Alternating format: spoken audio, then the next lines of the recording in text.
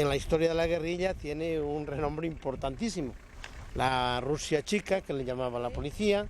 Ferradillos ha estado al servicio de la guerrilla desde el primer día del 30, después de la guerra del 36, que ya algunos se han refugiado por ahí, por las condiciones geográficas, pero también con alguna gente que estaba vinculada con el pueblo ese, y ha durado toda la temporada de guerrillas hasta el 51, hemos estado aquí.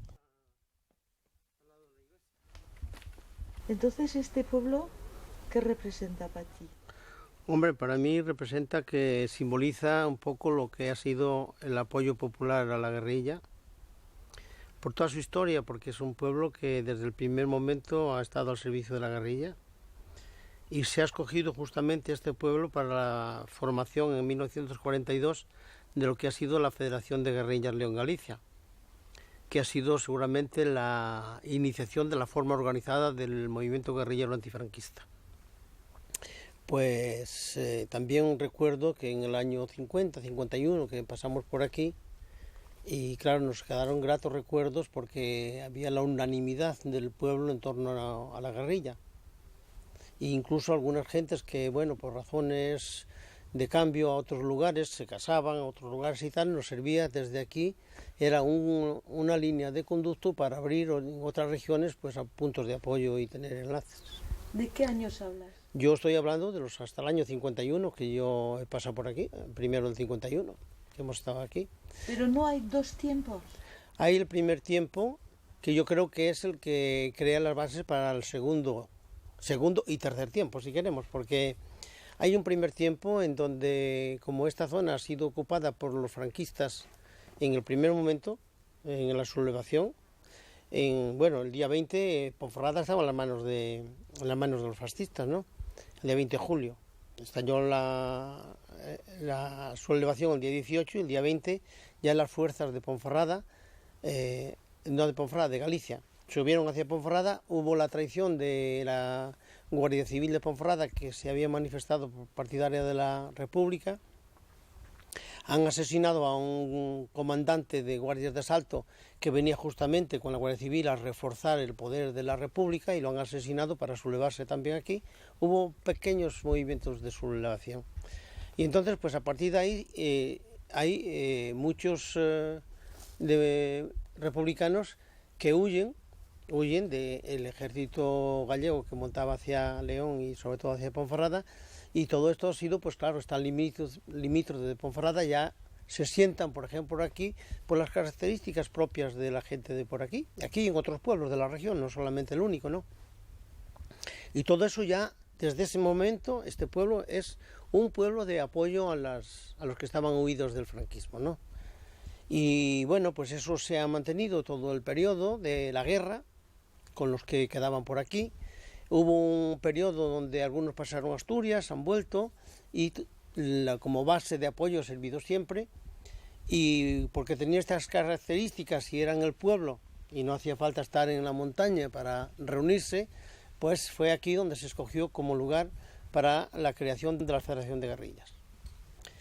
La Federación de Guerrillas ha durado del 42 al 46, pero ha dejado toda una ramificación y una cultura dentro del movimiento guerrillero que había por aquí, que todo eso pues ha sido adoptado por los que hemos quedado más tarde.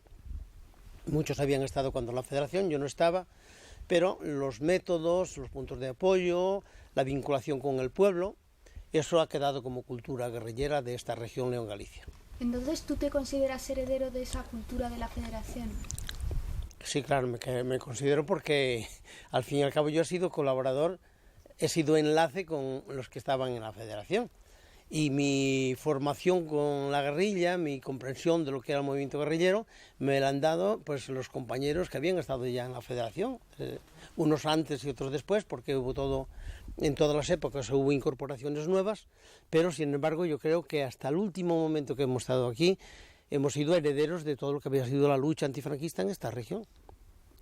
Yo, como uno de los últimos, pues me considero heredero, además defiendo toda la trayectoria de lo que había sido desde el primer día la lucha antifranquista en el movimiento guerrillero. Yo no vine aquí hasta el 49. Yo había estado en Galicia, había estado en El Bierzo y en otras partes, pero como habíamos hecho una estructura a partir del 47 de guerrillas, porque algunos habían ido a Francia y bueno, se recomponía lo que íbamos a llamar desde ese momento el Ejército Guerrillero de León en Galicia, Ejército Guerrillero no Federación. Y bueno, yo estuve en el Bierzo Bajo, en el Bierzo Alto, a mí me han designado en una guerrilla que venía al Bierzo, eran nuestra guerrilla la sola que quedaba en el Bierzo de ese ejército, a pesar que había otros compañeros. Para la parte de Cabrera estaba Girón con otro grupo, y entonces, bueno, pues yo he vivido desde el 47 a febrero del 49, pues en esa zona del Bierzo y Galicia. Pero en el 24 de febrero del 49 es cuando tenemos el encuentro, se nos denuncia, hubo una traición, donde hay la muerte de Alfonso y Orozco al lado de Vega Espinareda, en Ocero. Yo estoy herido en ese momento, y bueno, pues entonces nosotros intentamos, dado las circunstancias que se habían creado, que habían detenido a varios enlaces, en la zona de Bierzo, Cabañas, Cacabelos, Favero, toda esa región, pues de aproximarnos a coger enlace con Girón y la guerrilla de aquí, que se actuaba en Cabrera. Y entonces, pues como era en el invierno, en febrero y eso, y pensaban que muchos de nosotros estábamos heridos, porque allí se han muerto 2, la policía ha copado los puentes todos de la zona del Bierzo, sobre todo esta parte, del Sil, que era imposible en aquel momento el pasar el Sil si no era por un puente. Y eso lo han tenido pues unos cuantos días, 15 días, no sé qué. Entonces nosotros encontramos un apoyo nuevo en el Bierzo, en Fuentes Nuevas, al lado de Ponferrada. Y allí hemos permanecido hasta que los enlaces nos han comunicado de que ya no hacían la guardia permanente en los puentes. Entonces hemos pasado aquí, a Ferradillo, y a partir de aquí llegamos aquí a Ferradillo, quedamos 2 o 3 días aquí, que éramos en ese momento, pues estaba Chapa, estaba Asunción con Chapa, estaba Atravesado, estaba El Pájaro, estaba yo y estaba el Objetivo. Era el grupo que nos habían matado a 2, quedamos estos compañeros. Y desde aquí pues ya vamos a Castrillo. Lo hicimos en una etapa, desde aquí a Castrillo, y allí ya nos esperaba Girón, y es allí que enlazamos con Girón, que fue desde ese momento que yo estuve permanentemente con Girón hasta que lo mataron, hasta el último momento. Creo que no me sobraría nada más que, bueno, a lo mejor un día o 2, pero casi siempre he actuado con Girón a partir de ese momento. Pero para mí Castrillo significa eso, el paso de una zona geográfica, que era todo el cauce del Sil, hacia Galicia, todo el Bierzo Alto y Bierzo Bajo, a pasar a Cabrera, que es donde yo descubro pues eso, una nueva constitución geográfica, un nuevo estilo de vida, algo que bueno, que se me había llegado pero muy deformado de lo que era la vida de Cabrera. Descubro para mí lo más encantador de la colaboración y del apoyo colectivo. Apoyo colectivo no como en el Bierzo. En el Bierzo teníamos apoyos en varias casas, pero eso de ir a un pueblo y que todo el pueblo está al lado tuyo y que entre ellos guardan ese silencio hacia el oficialismo del régimen, eso para mí ha sido una sensación fantástica y claro, es lo que más me marca en la vida, en mi vida guerrillera, sin menosprecio por lo que se jugaban en Ponferrada o alrededor de Ponferrada, claro. Y esa es Ferradillo, la transición entre Bierzo y Cabrera.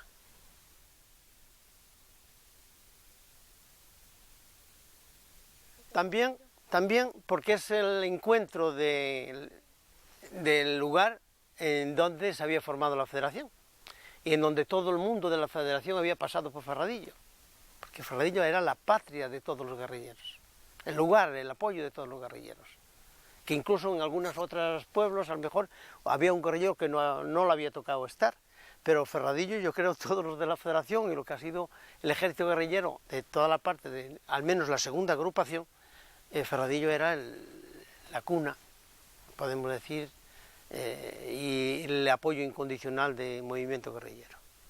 Por eso tiene ese símbolo tan importante, esa significación. Bueno, eso se produce en la configuración de dos estrategias a partir de la guerra mundial.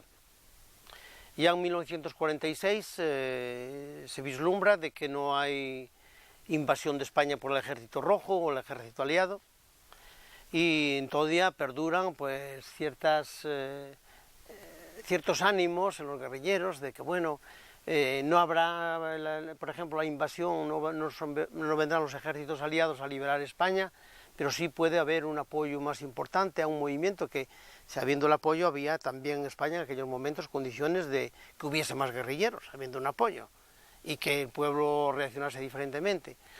Y entonces, pues claro, creo que ahí se barajan pues posturas un poco por instinto de influencia ideológica, que no estaba claro del todo para nosotros, porque claro, nosotros no estábamos en el secreto de los acuerdos que se habían hecho. Yo lo he descubierto más tarde, que hay una lógica, hay unos acuerdos de Yalta.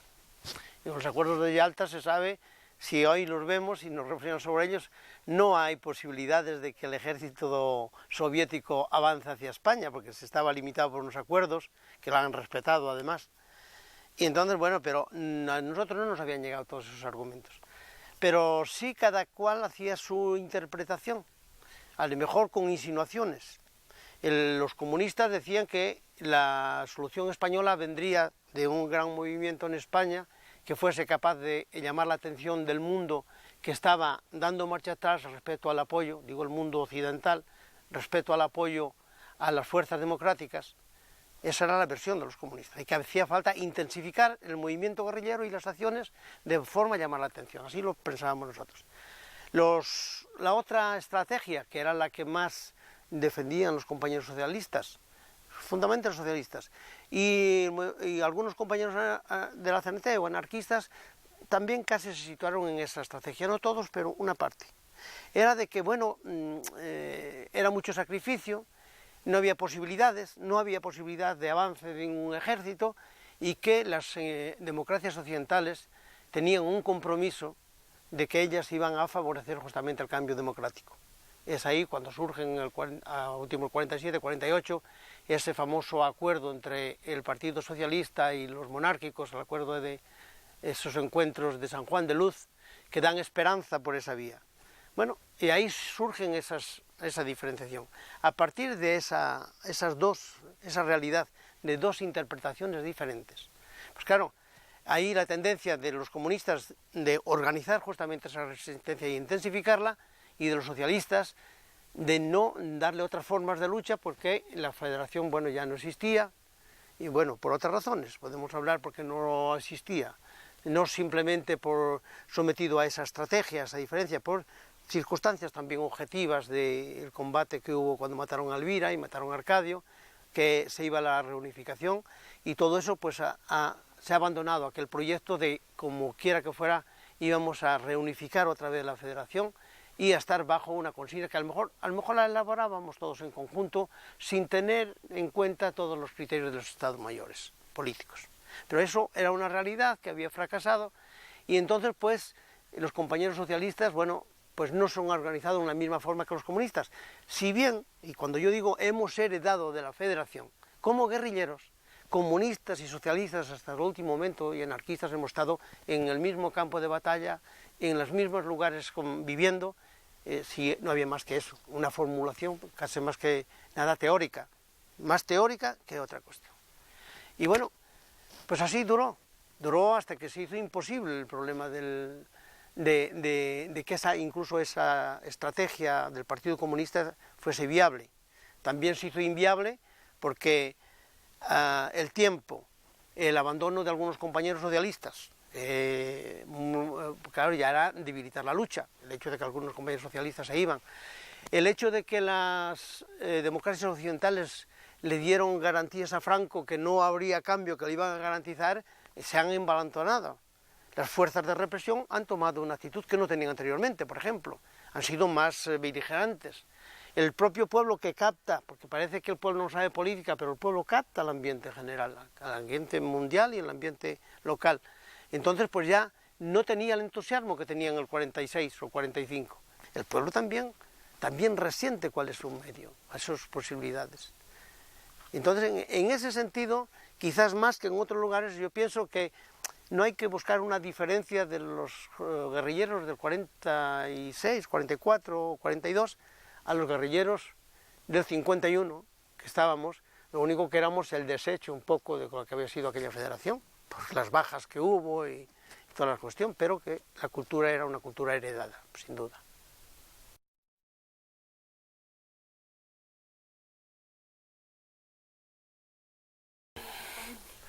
No hay propiamente orden. Ahí se esboza, en los estados mayores políticos, se esboza una estrategia. Se hace un comunicado, se hace conocer a la prensa, y aquí no había libertad de prensa, y entonces las fuerzas interesadas captan esa orientación. El cambio de táctica, nosotros, bueno, pues no modificaba mucho nuestra acción, porque en una situación que se elabora, una situación que es aquí, la real, que tiene un proceso que está determinado también por factores exteriores, y una orientación política que se elabora al exterior, cuando llega a Ferradillo, puede pasarse un año o dos, por los procedimientos de la ilegalidad. Nosotros captábamos por la radio, por algunos medios de información, ciertos elementos. Entonces, ¿cuál era nuestra actitud? Era de adaptarnos a la circunstancia, teniendo en cuenta los objetivos. ¿Qué objetivos se plantean? ¿Cómo nos adaptamos? Entonces ahí cabe una posibilidad de una interpretación perfecta o menos perfecta, de tener lugar a error.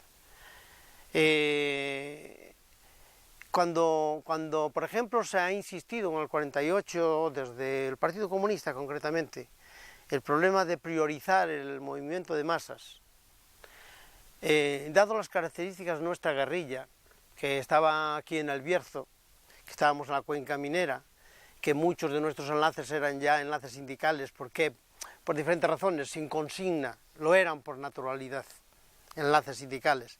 Creíamos que era compatible el problema de la guerrilla, porque era el elemento todavía de reservar formas de organización y de acción, como soporte justamente a esa orientación que estaba siendo ya una realidad en el cambio de táctica. Entonces, el problema no se trataba en una consigna, ahora sí, ahora una táctica y mañana otra. Es igual que digo que éramos herederos, nuestra guerrilla 51, de lo que había sido toda la cultura de la Federación, éramos también herederos de todas aquellas acciones que habían mantenido, pues eso, la presencia de una conciencia antifranquista, que seguramente muchos de los que eran ya enlaces sindicales en el año 48 al servicio de democratizar los sindicatos, pues habían pasado, pues eso, ser apoyo de la guerrilla en unos u otros lugares, porque la concentración en los centros industriales se hacía desde los pueblos, y en esos propios pueblos muchas veces eran nuestros, aquí mismo, aquí teníamos, mira, aquí había algunos que trabajaban en Ponferrada, en la minera siderúrgica y en la mina, y eran de este pueblo. Si allá, por ejemplo, eran personas que les hacían confianza y que nosotros no estábamos en contra, al contrario, estábamos por ocupar el máximo de plazas o de tener presencia en los órganos oficiales, porque no solamente porque nos servían de apoyo directo a la guerrilla, pero al mismo tiempo, pues claro, por la confianza que para aquellas gentes representaban estas personas, que se presentaban como gente honesta, gente democrática, gente tal, las elegían, pues entonces el vínculo se hacía por naturalidad. Y entonces algunos historiadores que insisten como que fuera una cuestión mecánica, ¿por qué en el 48 no deja la guerrilla y tal? Para nosotros esos problemas no se planteaban así, porque no se pasa de una etapa histórica a otra etapa histórica simplemente por consigna, se etapa por proceso. Lo nuestro fue un proceso. Nosotros teníamos compañeros que eran nuestros fundamentales enlaces, que eran enlaces sindicales, por ejemplo. Entonces nosotros, el hecho de ser enlace sindical, no les poníamos una prohibición para ser enlace de la guerrilla, al contrario. Completa autonomía, porque ya te digo, la guerrilla no es un ejército, no es un ejército regular, donde hay, por ejemplo, los mandos y que hay una actitud de disciplina férrea. Nuestra era una autodisciplina, unos convencimientos políticos, que es lo fundamental, lo que te hace la autodisciplina, una moral, que también eso se trabajaba dentro de la guerrilla, para el comportamiento con el pueblo, el comportamiento con compañerismo, el comportamiento tal, eso era una insistencia permanente. Pero luego después, automáticamente, por el movimiento que tiene una guerrilla, tiene que tener autonomía. Si no tiene autonomía, no puede ser eficaz.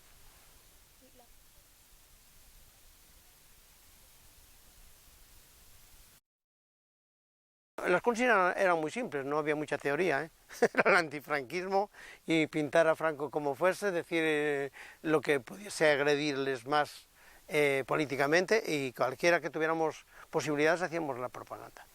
Por ejemplo, la propaganda que fue un poco motivo de mi descubrimiento por la policía, bueno, fueron otras cosas paralelas, ¿no? Pero bueno, que aquello había creado una gran movida. Pues la hemos hecho con una máquina de escribir, la guerrilla, que era la segunda agrupación de guerrillas, la segunda agrupación de la guerrilla que quedaba de la Federación. Si nos llegaba Mundo Obrero, muchas veces había que reproducirlo. Se reproducía en Galicia, por aquí, desde que había caído Santalla, donde se hacía el guerrillero y todo eso, no se habían montado lugares de reproducción, y entonces se hacía en Galicia la reproducción de Mundo Obrero. Pero muy tarde, de muy tarde en tarde. Teníamos periódicos El Guerrillero, se tenía El Mundo Obrero, y elaborábamos, por ejemplo, mi guerrilla elaboraba un periódico mural, que le llamábamos La Galocha. La Galocha es una madreña. Bueno, ¿por qué? Porque estamos entre Galicia y aquí el Bierzo, que es un calzado que se estila, y le hemos dado ese nombre, A Galocha. Y entonces en ese periódico mural era un poco la expresión escrita de cada camarada, cada compañero. Decía lo que le parecía de una acción, de una convivencia entre compañeros, algo, lo que le saliera de él, que era libre de poner en ese periódico mural lo que quisiera. Entonces después se leía el periódico mural y se veía cuál era el estado de ánimo de cada compañero, de interpretación, etcétera, etcétera. Pero, por ejemplo, Eso era interno, era para nuestro movimiento interno.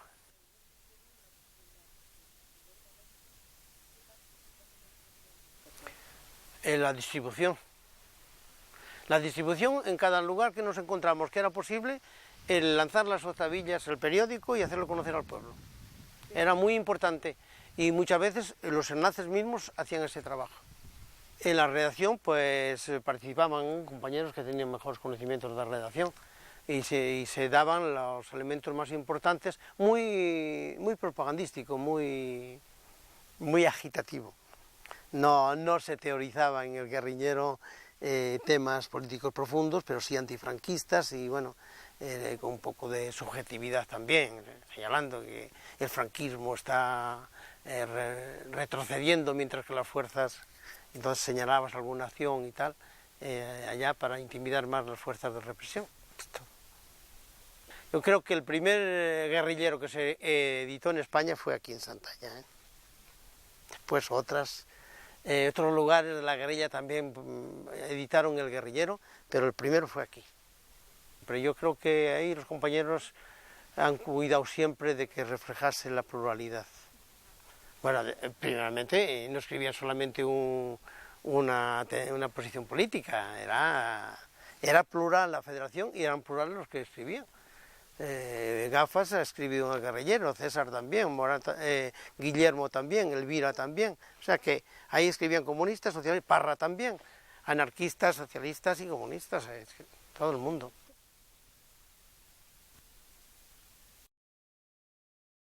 En el espíritu sí, si en la forma a lo mejor no, pero en el espíritu sí. Y yo, en fin, puedo decir que es lástima que a Girón le haya sucedido lo que sucedió, pero ya que fue uno de los últimos muertos en la guerrilla, de los que simbolizaba justamente esa unidad, porque hablando hoy ya, después del tiempo, con cualquiera que haya pasado por ahí, guerrillero o enlace, que hubiese conocido a Girón, no tendrá más que reconocer que era seguramente el símbolo de la unidad.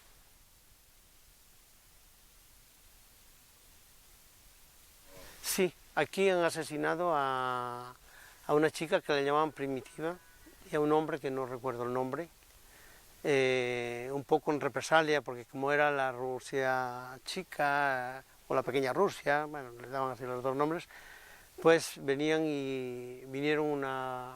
un día y los han cogido, y claro, no pararon mucho por aquí, se fueron y los han secuestrado, como bien dice, y han aparecido muertos ahí un poco más allá, a 2 o 3 kilómetros del pueblo, los encontraron unos meses más tarde. Y yo debo decir que aquí también uno de los de la contrapartida, yo no estaba allí, pero bueno, lo contaron los compañeros, que venía pasándose por un familiar de no sé qué, y de qué sé yo, y haciendo el cuento para ver si descubría algo, pues también lo cogieron los compañeros y lo llevaron a dejarle morir cerca del cuartel de Periaranza.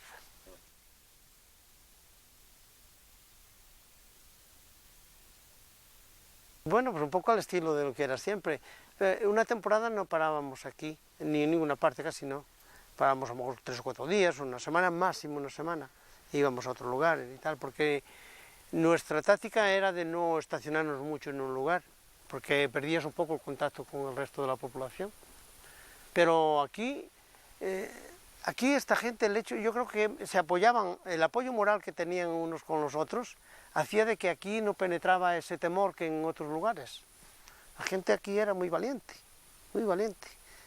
y nadie te manifestaba de que, bueno, aquí no puedes estar y tal, que yo, no, aquí había una actitud, incluso en último momento, muy combativa, y bueno, se habían creado vínculos muy grandes a través del tiempo. Es que era tan familiar el problema de la guerrilla aquí, que hacíamos parte del pueblo.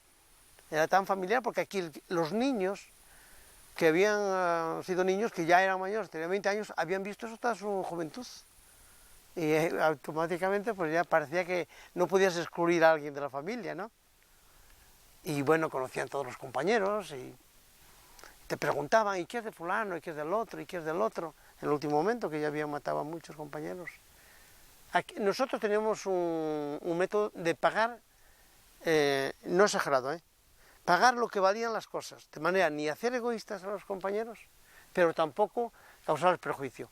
Los que tenían necesidad, el que quería no cobrar, que había quien no quería cobrar cuando paramos en casa, la comida, eso era su problema, era su contribución económica. Pero el resto se ponía un precio, además tenemos un precio, muy módico, pero claro, el peligro no lo pagas y todo eso, pero la comida más o menos lo que les costaba. No pagabas el sacrificio de buscarla, ni de hacerla, ni tal, pero la comida, de manera que hubiese un buen entendimiento. Pues a los fascistas, cuando les poníamos una multa, íbamos a sacar a los fascistas. En algunos momentos a ir y que pagasen el momento, y a otros se les avisaba, se les iba y se decía, te ponemos una multa por estas y estas razones, en tal fecha venimos a buscarla, o la llevas a tal sitio. Y bueno, pues generalmente así funcionábamos. Pero nunca se daba nunca se recogía dinero económico si había el último céntimo en la guerrilla. Vivíamos colectivamente, claro. Cuando se agotaba, o sea que remanente de dinero nunca se tenía. Muy poco dinero cogieron en los muertos. Porque estábamos siempre a eso, al mínimo. Nada, ni consejos siquiera. No. A nosotros no. Aquí, en otras partes no sé. Aquí no ha llegado ni dinero, ni armas, ni nada. Aquí todo fue la autosuficiencia de nuestras acciones, tanto en el terreno de armas como en el terreno económico. No, nada. Al contrario, la solidaridad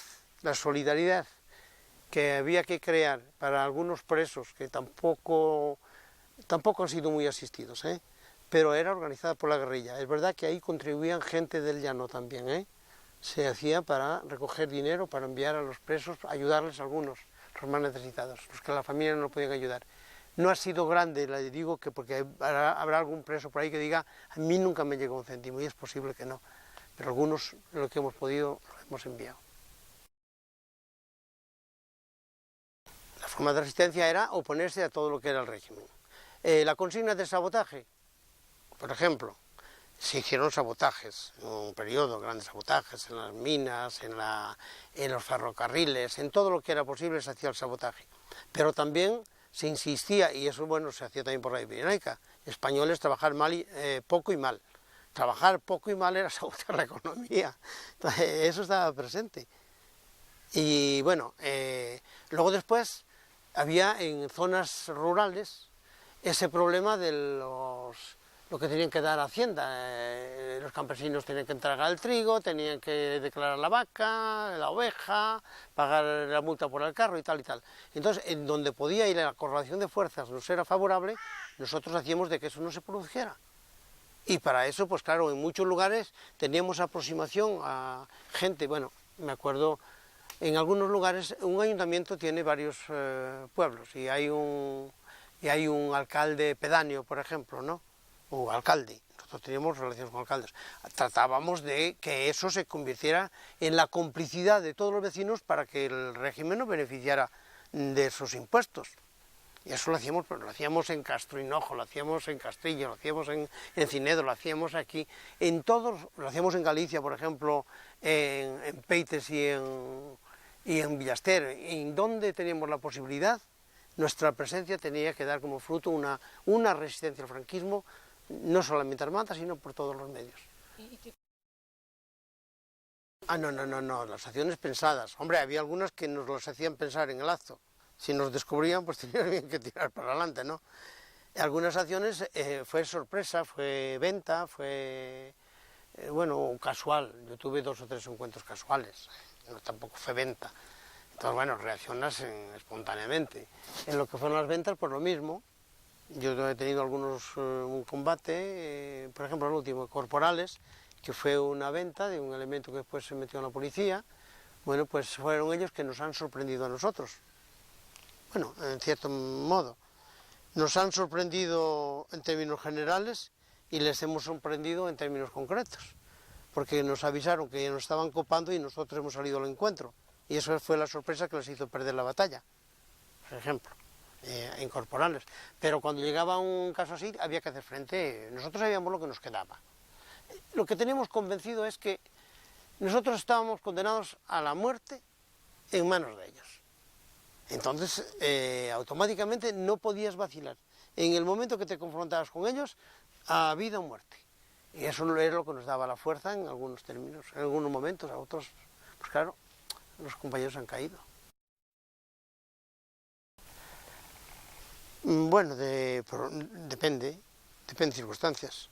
Lo que sí seguíamos era lo que era un poco los consejos de funcionamiento de la guerrilla. Una guerrilla no acepta el enfrentamiento cuando el enemigo quiere, busca su campo de acción.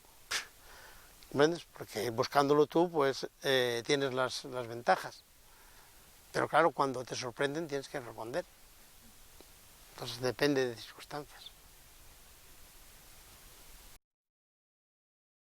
En Galicia sí hubo algunas acciones cuando forzaban y enviaban a la Guardia Civil, pues en un lugar se les hizo frente. Sin decir que eran cómplices con los que venían a buscar, pero bueno, un encuentro casual. Era una manera también de defenderlo. Política sí, militar no. Pues nuestro discurso, lo que éramos capaces de hacer. Yo seguramente que en aquel momento tendría menos argumento que podría tener hoy, pero había otros compañeros que lo tenían. Había otros camaradas. Generalmente se escogía el compañero que tenía más capacidad para poder hacer una intervención y tal, pero bueno, a nuestra manera pues todo el mundo hablaba y discutía y era un criterio de ir ampliando al máximo la organización del llano. Esa era una preocupación permanente. Puntos de apoyo, enlaces, organización del llano, en el sentido, no de la perspectiva ya último momento de crear un ejército, pero hasta 1947 sí que tener una gran cantidad de gentes que en un momento preciso pudiesen coger las armas y apoyar cualquier acontecimiento que pudiera surgir.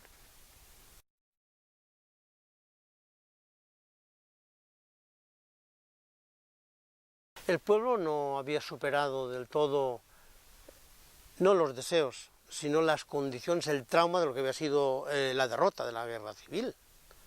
la guerra, la mayor parte de las gentes más destacadas políticamente entró bien al 42. Estaban en los batallones de trabajadores por ahí o estaban en las cárceles.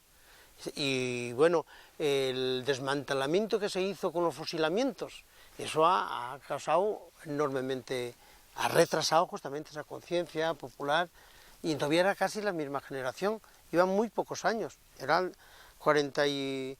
es la misma generación, no es como a lo mejor 10 años más tarde que surge otra nueva generación que, bueno, aunque tenga reflejos de lo que había sido la represión no son tantos, y entonces se forma ya en torno a eso. Pero yo comprendo de que, además nosotros lo palpábamos muy bien. Por ejemplo, en la juventud tenías mucho más incondicional el apoyo que en gente mayor. ¿Por qué? Porque había vivido el periodo de represión y claro, eso pesaba. Entonces eso del levantamiento tendría que... Bueno, nosotros lo hemos barajado en un momento, una posibilidad, depende de la coyuntura, pues habría mucha gente que sí, que se levantaría y que sí iría a la guerrilla, pero claro, tenía que estar la perspectiva muy clara. Si no, pues claro, pues íbamos eso, por pequeñas dosis, como ha sido a mí, o lo de otro, como un recurso de escapar a la muerte o a la represión. Pero no como decir, venga, vamos ya que las condiciones están dadas para un levantamiento.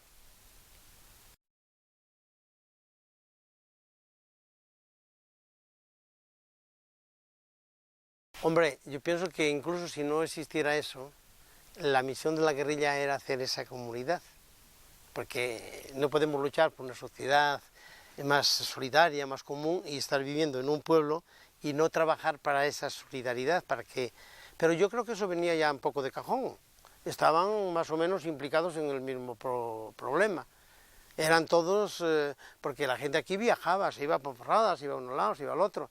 Entonces, bueno, pues la convivencia aquí pues se hacía a través de eso, de un secreto que ellos tenían hacia los demás y que lo compartían. Bueno, nosotros cultivábamos eso, por supuesto, e incluso aquí en otros pueblos, pues muchas veces si alguna persona había que tenía alguna debilidad que pudiese trascender a que descubrieran que estábamos en un lado u otro, pues teníamos que hacer un trabajo de clarificación, de explicación. Y os voy a contar una anécdota de aquí mismo. Aquí una persona se comentó en el pueblo de que no era muy seguro, que podría a lo mejor denunciar o tal, porque no era simpático y qué sé yo. Se le llamó, se hizo una reunión, aquí en esta era, se hizo una reunión y se dijeron las normas guerrilleras. Y que bueno, que nosotros aquí estábamos para convivir todos juntos y que se pedía la colaboración de todos y tal. Y se lo dijo a esa persona: hay dudas sobre tu comportamiento, es a ti a demostrar de que no, esas sospechas no eran justas. Y esa fue una de las casas que más han frecuentado después y que eran maravillosos. Tenía 3 hijos y bueno, y la mujer y él, que nos querían además, que nos apreciaban.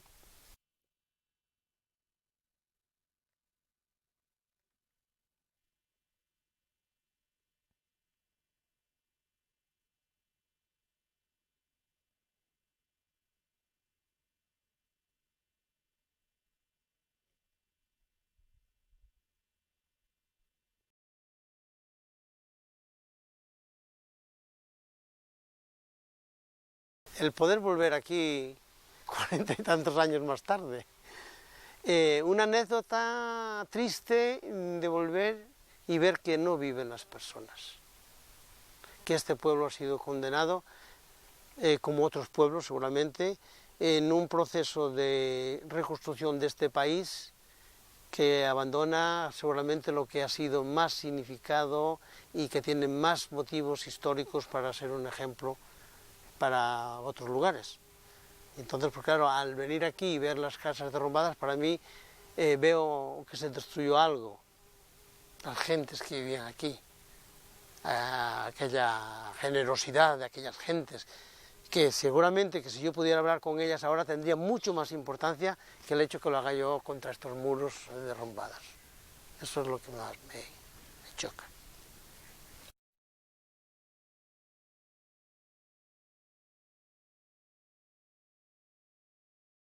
Hombre, toda mi historia de aquel pasado y la añoranza de aquellas gentes que no puedo encontrar, porque de otra manera las hubiera encontrado hoy aquí. y sobre todo pues me recuerdo al mismo tiempo de tanto compañero como quedaron en el camino.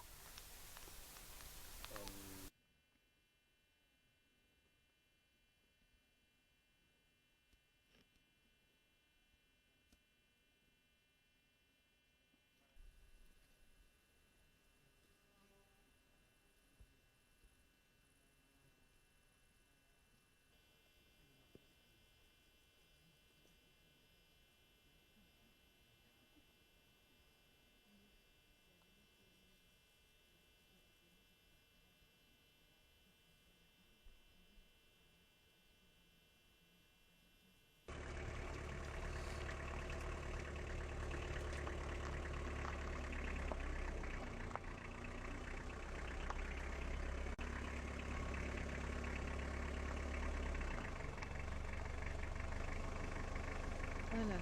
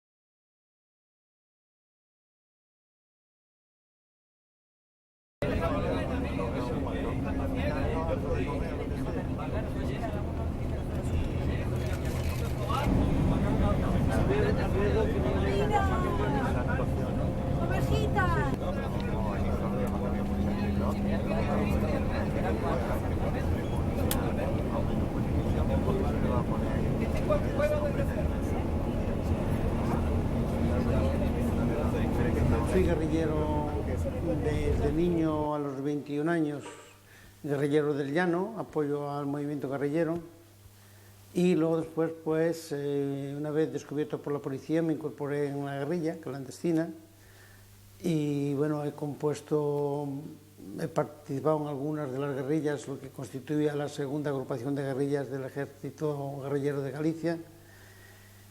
Y bueno, pues soy la última guerrilla de León con otros 3 compañeros, después de la muerte de Manuel Girón, que ha sido el hombre emblemático de la guerrilla, que tuvo 15 años de lucha armada, fue el iniciador y el último muerto de la provincia de León como guerrillero.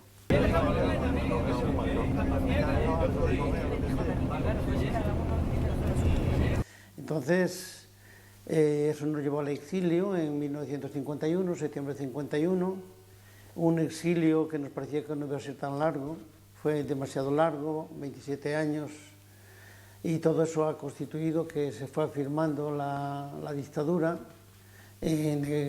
borrando un poco aquella perspectiva que en 1947-48 teníamos del cambio, y eso pues ha borrado también las propios contenidos del cambio.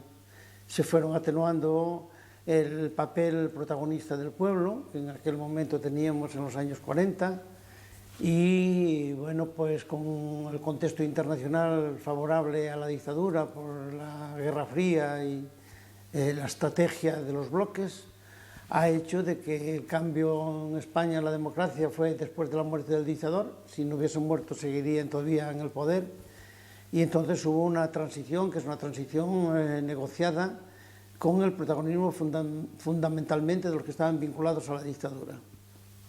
Y bueno, fue con dificultades que se han reconocido algunas identidades, por ejemplo, como los militares que habían estado en la República, los carabineros, pero el hecho de que habíamos sido los últimos resistentes, eso estaba mucho en la mente de los franquistas, la negación completa, y fue una exigencia, seguramente, no lo conocemos en textos, pero fue una exigencia a las fuerzas democráticas que negociaron la transición, y esos partidos políticos que más o menos habían estado implicados en el apoyo a ese movimiento popular y armado en contra del franquismo, han cedido a esas presiones, y el compromiso llevó a que nosotros hemos pagado las consecuencias de estos acuerdos o de estos pactos del silencio.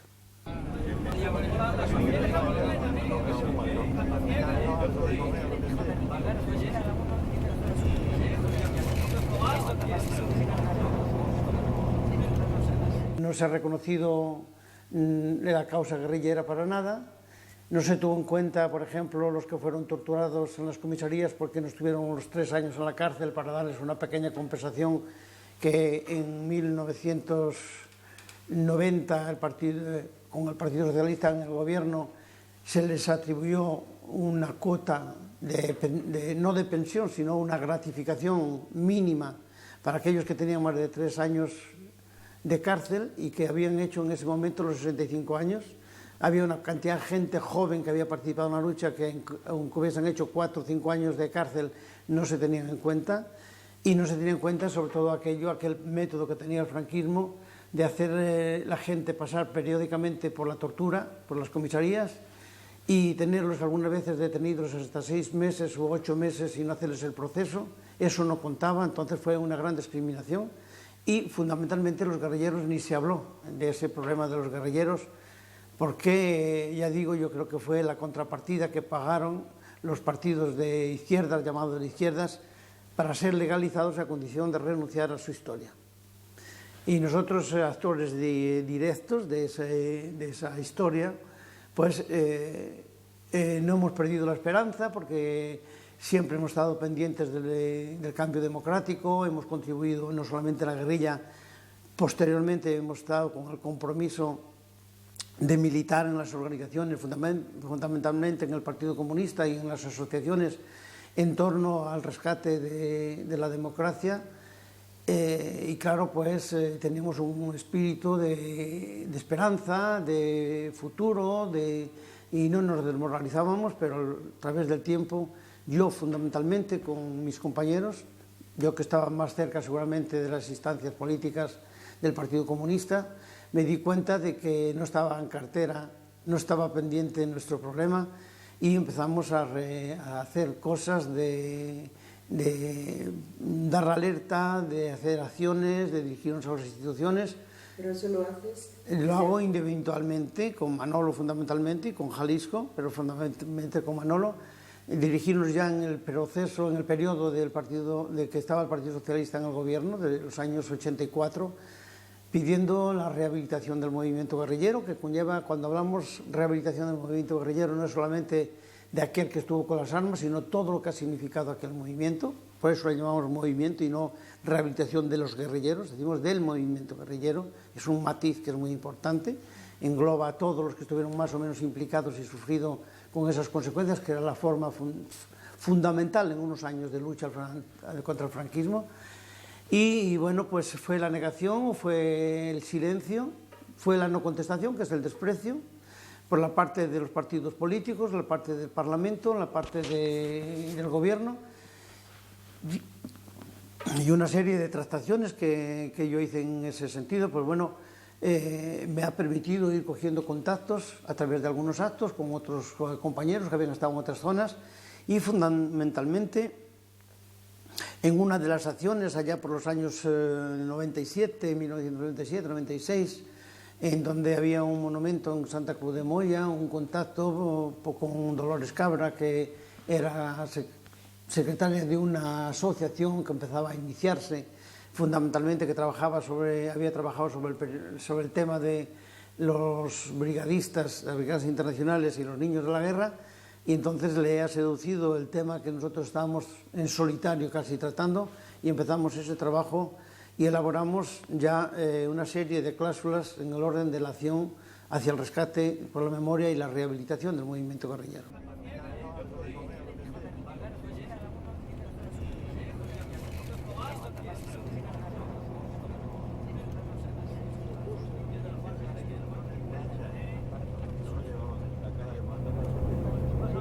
Es de ahí que nace, en un encuentro que hemos tenido, la propuesta para elaborar ese proyecto no de ley.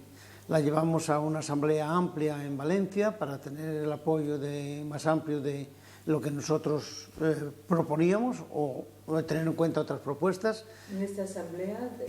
¿Quién está en la asamblea? En esta asamblea, bueno, nosotros lo iniciamos con una historiadora, Fernanda Romeo, Jorge Yaces, que era de la directiva de AGE, de la Asociación Guerra y Exilio, y yo mismo. hacemos el borrador, lo presentamos en esa asamblea donde se ha convocado a una serie de personalidades intelectuales e institucionales. No hubo mucho, pero hubo gente en la asamblea en la Universidad de Valencia, una dependencia de la universidad. Ahí se incorporó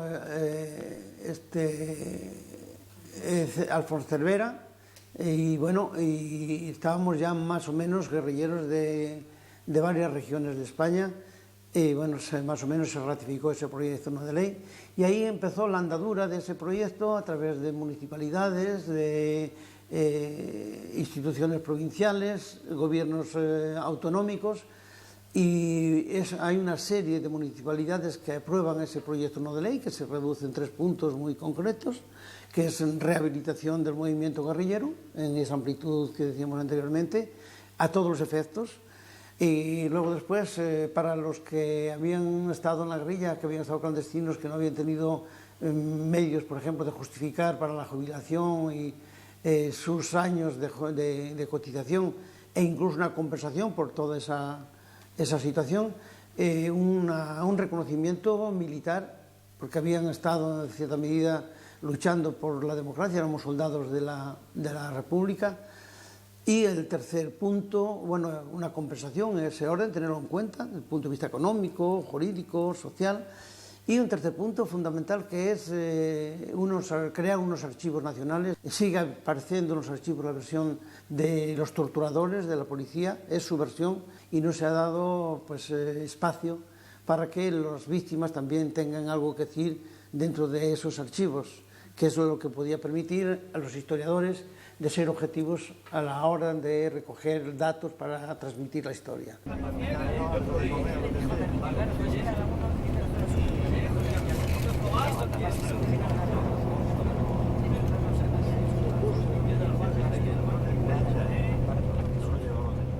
Esos 3 puntos del proyecto no de ley fue votado por una multiplicidad de ayuntamientos, de diputaciones, de 10 gobiernos autonómicos lo han votado para instar al gobierno central a tener en cuenta esas condiciones y proclamar una ley que pudiera protegernos. Fue muy difícil, tardó un año y medio a llegar al Parlamento. Ha puesto Izquierda Unida, hizo una petición, me parece que fue en 1999. Hablas del Parlamento Central. El Parlamento de Madrid, Central, el Congreso de Diputados, en donde dice cómo piensa el gobierno restablecer la normalidad de los guerrilleros y tal. Me parece que era un poco abstracta, pero bueno, ya ponía la pregunta al gobierno. Y luego después,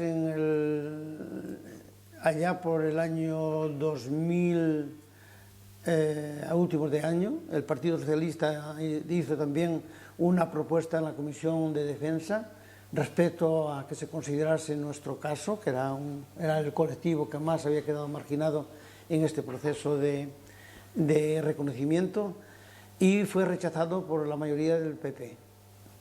Luego después lo presenta Izquierda Unida en el 2001, vuelve a presentar el proyecto tal como nosotros lo habíamos elaborado y tal como se había aprobado en una serie de parlamentos para instar a ese gobierno, esos 3 puntos. Y bueno, pues con ciertas trataciones que se hicieron, compromisos con el partido mayoritario, que es el PP, pues cedieron a aceptar el primer punto, que es el quitarnos ese nombre de bandoleros, reconocernos como combatientes por la democracia, por la libertad, pero de una manera tan abstracta que no tiene ningún significado, porque en el momento que no se reconocen los otros 2 puntos, eso queda anulado, porque queda en un formalismo simplemente. Nosotros hemos seguido no solamente en el plan reivindicativo, esa es una parte de nuestra acción. Estamos comprometidos con una misión histórica, que es el ir desvelando todas aquellas facetas de una historia oculta, de una historia del silencio, y por eso, paralelamente a todo este trabajo, desde el seno de AGE y paralelamente a otras acciones, hemos emprendido un trabajo de debate, de discusión a través de estamentos culturales, estamentos sindicales, estamentos políticos, sociedad en su conjunto, asociaciones, con ese motivo de quienes éramos, lo que habíamos planteado, lo que queremos, por lo que luchamos, y todo eso nos va llevando a una acción que, aparte de la reivindicación, está transmitiendo una memoria a través de sus protagonistas, y en esa gran batalla pues hemos hecho las caravanas de la memoria, ya va la tercera, por ejemplo en esta de la Serranía de Ronda. Habíamos hecho la caravana de memoria que había recorrido una parte de España bastante importante, 10 o 11 comunidades, en donde habíamos estado en universidades, colegios, instituciones y tal. Y yo creo que ha contribuido a cambiar la psicología del pueblo en torno a ser mucho más atentivo. Han descubierto mucha gente, muchas instituciones han descubierto que sí, que hay una historia oculta, que hay una historia no historiada, que hay un defecto en los libros de texto, y bueno, lo hemos comprobado sobre todo en los centros de enseñanza, fundamentalmente, y se despertó una sensibilidad que hace que ahora tengamos una acogida en muchos lugares que nos permite debatir sobre este tema. ¿Qué fue la guerrilla? ¿Qué fue el movimiento guerrillero? ¿Cómo se componía? ¿Qué perspectivas tenía? ¿A dónde vamos ahora nosotros con esta explicación? Y bueno, si empezamos pocos, la guerrilla por la memoria, creo que va ampliándose en una gran participación popular, y muchas gentes se identifican en esta necesidad de rescatar su propia memoria, la memoria del pueblo, de la sociedad. A nuestro entender, ya desborda los marcos de nuestra propia reivindicación, en tanto que es guerrilleros, o en tanto que movimiento guerrillero, porque acostumbra a la gente a identificarse pues con sus orígenes, con su pasado, y a ser protagonistas también, a su medida, en cualquier lugar, en torno a que la historia hay que hacerla participando.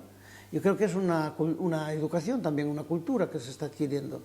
Exigir a las instituciones, a nuestro entorno, que no somos objetos, que somos sujetos, y que queremos también una parcela en orden de saber de dónde venimos, saber cómo se pasó nuestra anterioridad, y el papel que vamos a jugar en el futuro, sobre todo los jóvenes. Bueno, el hecho, por ejemplo, de ir a un instituto donde tienes ahí 100 jóvenes esperando que les digas algo, seguramente que nuestra exposición no es tan rica como la de un profesor, pero es más original, lleva algo en sí que no está en los textos y que muchos de los profesores desconocen. Entonces es algo nuevo, algo singular que estás aportando al conocimiento de estos jóvenes, que muchas veces manifiestan su agradecimiento. A lo mejor es un poco pronto para poder hacer un balance de este trabajo a nivel institucional y a nivel cultural, pero ¿tú crees que hay un cambio en las representaciones del pasado? Yo creo que sí, hay un cambio fundamental. Seguramente hace 2 años a la Diputación de Málaga, en la cual estamos hoy, no hubiese accedido a la petición de hacer esta caravana de la memoria por la Serranía de Ronda. Sin embargo, lo ha aceptado la Diputación, tenemos la cobertura de la Diputación de Málaga. Entonces, quiere decir, hemos estado hace unos meses, por ejemplo, en otros lugares, en la provincia de Cádiz, y todo eso fue haciendo bola de nieve, y sí están cambiando incluso comportamientos de las instituciones. Puede haber en ello una opinión electoralista, puede ser, yo no lo descarto, pero lo cierto es que bueno, de eso no te puedes librar, y lo que importante es que en torno a eso haya un reconocimiento ya de las instituciones, pero eso también acelera el proceso de toma de posición de una cantidad de gentes en torno a un problema que se les había ocultado. Cuando un joven te dice, es la primera vez que oigo hablar de que en España hubo un movimiento guerrillero, que se habla ahora de una manera espectacular de las fosas comunes y todo eso, que hubo que esperar 60 años para que algunos se enteren que había fosas comunes, pero todo eso fue desarrollado a través de una sensibilización que incluso los medios de información están obligados a tener en cuenta, las instituciones tienen en cuenta, pero eso desencadena una toma de posición de una cantidad de gentes honestas, aunque que ya no están en el marco electoralista ni de el concepto de sensacionalista de la prensa, del medio de información. Es un sentimiento porque están descubriendo sus propios familiares. Nosotros vamos descubriendo en estas caravanas y en estos contactos con la sociedad, gente que su abuelo, sus tíos o tal fueron asesinados y que no habían dicho nada hasta ahora. ¿Por qué? Porque el contexto en el cual se habían desenvuelto este proceso democrático, si se puede llamar democrático, no les ha permitido, no les ha dado identidad y no lo habían podido manifestar. Les parecía que incluso que era un delito el decir soy de la familia de un asesinado, porque no habían adquirido la cultura de esos valores que ponen a la víctima, la ponen si no en un pedestal, al menos en la plaza que le correspondía. Había muerto por una causa, por unos valores, pero algunos de los familiares lo desconocían. Y otros que lo conocían, siguen en ello, no estaban completamente seguros de que el manifestarlo hubiese sido bien recibido, por ejemplo, en su entorno. Entonces, cuando nosotros vamos y hacemos esos encuentros amplios, eso libera una cantidad de sentimientos, una cantidad de conciencia también, conciencia de su propia condición, y entonces recuperan la palabra. Creo que lo que estamos haciendo va más, ya digo, va mucho más allá de una reivindicación simple. Yo creo que es un dispositivo para acelerar un proceso de reflexión, en donde mucha gente reflexiona y automáticamente se identifica. Y se identifica y rescata su propia dignidad en las condiciones que sienten la necesidad de hablar y sienten la necesidad de transmitir. Y esa transmisión que se hace desde nosotros hacia otros y de otros hacia nosotros, o sea que se multiplican las transmisiones de las condiciones y no del recuerdo simplemente sentimental, sino de la memoria, y que es lo que nosotros, al menos yo lo comprendo, que por encima del sentimiento, de la frustración, está el rescatar esa memoria, que es una memoria de valores. Saber por qué ha muerto tu abuelo, por qué han asesinado a tu padre o a tu familia. Entonces, al buscar las causas, estás descubriendo los valores que los sientes pero que no los explicabas.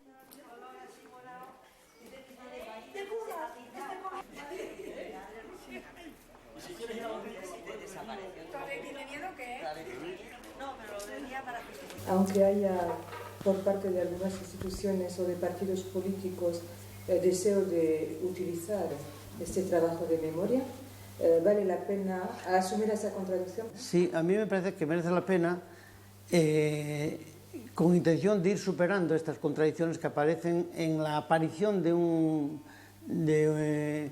fenómeno oculto, de un fenómeno que no se trataba. No había contradicciones en la oscuridad y en la ocultación. De la nada no hay contradicción, es de algo. Entonces ha aparecido ese algo, esa cosa que estaba todavía sin aparecer en el debate público, en el debate político, en el debate social, en el debate cultural. Y entonces eso genera, por supuesto, una cantidad de contradicciones, que es que aparecen nuevos protagonistas, cada uno pues se sitúa en torno al problema con una visión o con una cultura diferente, e incluso puede aparecer el electoralismo, puede aparecer los instintos de protagonismo, pero es más positivo eso que no se hablase anteriormente. Hay unas fuerzas políticas que renunciaron a su patrimonio histórico, como el Partido Comunista. Si es ágil, ahora recupera una parte de ese patrimonio. Si no es ágil y se enquista en las contradicciones, no sabiendo superarlas, entonces pues puede pagar el pato y otros se van a apoderar de su patrimonio, otras fuerzas políticas. Yo estoy viendo, por ejemplo, si propias fuerzas llamadas de derecha aquí, en ciertos comportamientos se han apoderado de un cierto patrimonio democrático, han dado imagen de democracia cuando están haciendo una política que no es puramente la democrática, pero es por las carencias de las fuerzas de izquierda. Si este partido de gobierno actualmente, que es de derechas, es ágil a lo mejor en este sentido y ve que hay un cierto movimiento que se desencadena en medios asociativos, en medios culturales y tal, con cierta agilidad, como el precio no es grande, pues puede también dejar desmantelados sin patrimonio histórico al Partido Socialista y al Partido Comunista. Porque no es tan costoso en este momento, igual que no le fue costoso reconocer en el Parlamento Nacional de que no éramos bandoleros, que éramos combatientes por la libertad. Puede muy bien, un día dice, oye, pues sí, pues como nosotros, y al fin y al cabo somos tan pocos y es tan poco costoso desde el punto de vista económico y basta un poco de hipocresía política, que este problema no se enmarque dentro de una campaña política que le pueda ser más costoso que el reconocimiento. Pero, de otra parte, también los partidos llamados de izquierda, los que tenían algo que ver con esta parcela histórica, fundamentalmente el Partido Comunista, si no es capaz de comprender lo que ha sido su propia historia y si funciona simplemente que por concepciones tácticas, en vez de enmarcarse dentro de esto, dentro de su cultura, si no es capaz de insertar lo que ha sido el fenómeno, el problema del movimiento guerrillero, lo que ha sido la represión franquista donde el Partido Comunista estuvo en primer plano, si no es capaz de capitalizar todo eso, otros lo van a capitalizar. Y si no lo capitalizan, bueno, pues entonces no han contribuido al reforzamiento de la cultura democrática, de la cultura participativa, y entonces están contribuyendo a la quiebra de esos valores, los cuales que ha significado compromiso de las gentes que habían participado en este sentido. Entonces tendremos en el futuro pues partidos simplemente de etiqueta, pero que despersonificados en torno a los valores, a esos valores democráticos. Las personas no se pueden, los asesinados no se pueden volver a la vida, pero la memoria sí. Entonces hace falta optar también, o se puede volver mantener el recuerdo, entonces no puede sustraer a los familiares de su recuerdo, pero decirle también que aquello no fue una muerte abstracta, tenía unos contenidos, y que el mejor homenaje que le puede hacer a una víctima es el que sus ideales, sus valores, mejor dicho, sus valores democráticos los tenga presentes en la sociedad. Es lo que honra incluso al vivo, de que sus familiares habían muerto. No han muerto en una epidemia, en una catástrofe natural, han muerto asesinados por un tipo de poder, que era el poder de la exterminación o la dictadura. Entonces, a nadie le puedes exigir que tenga el mismo compromiso que la víctima, pero al menos que en honor a esa víctima, a esos sentimientos, que no puede estar ausente de, bueno, un cristiano diría el alma, nosotros decimos la conciencia, los valores. Esos valores son muy importantes. Incluso para la persona que rescata los restos de un familiar, es muy importante de que sepa que ese componente es el componente esencial de la memoria, ¿no? Del recuerdo, de la memoria, y que nos sobra, no está de más el recuerdo, pero que no le vaciemos el espíritu, el alma, a lo que ha sido una víctima. ¿Cómo se puede hacer para que no se borre justamente este contenido de valores y de ideales al momento en que se está rescatando? Hay una dinámica que se está creando, aquí propio en Andalucía se ha creado una dinámica después de que hemos pasado por aquí. Por el paso donde vamos, hay instituciones que nos piden de hacer conferencias, debates, esos lugares, asociaciones, universidades. Ayer surgió una universidad, 2 o 3 universidades que piden de hacer encuentros del tipo que los hemos hecho aquí, por ejemplo, ayer en este colegio, donde había unos cuantos jóvenes. Y sobre todo la juventud, es muy importante que la juventud no solamente que escuche a un guerrillero, pero claro, todavía como es una cosa un poco rara, aunque un guerrillero y no se sabía de eso y estaba tan oculto, a lo mejor causa más impacto. Pero una vez la dinámica desencadenada, creo que es el problema de que haya miles y miles de participaciones en un debate amplio sobre lo que se nos ha ocultado y sobre qué es rescatar una memoria de valores.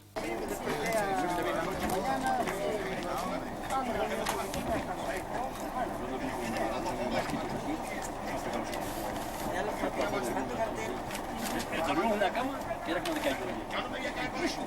Otro cabía la cama.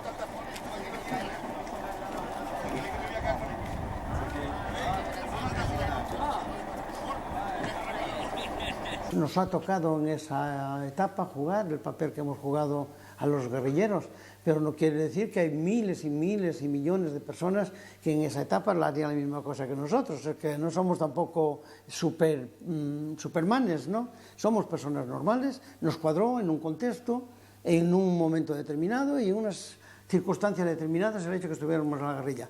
Y eso no nos da autoridad para subestimar lo que puede ser el compromiso de otras personas, jóvenes hoy, en torno a la defensa de unos valores.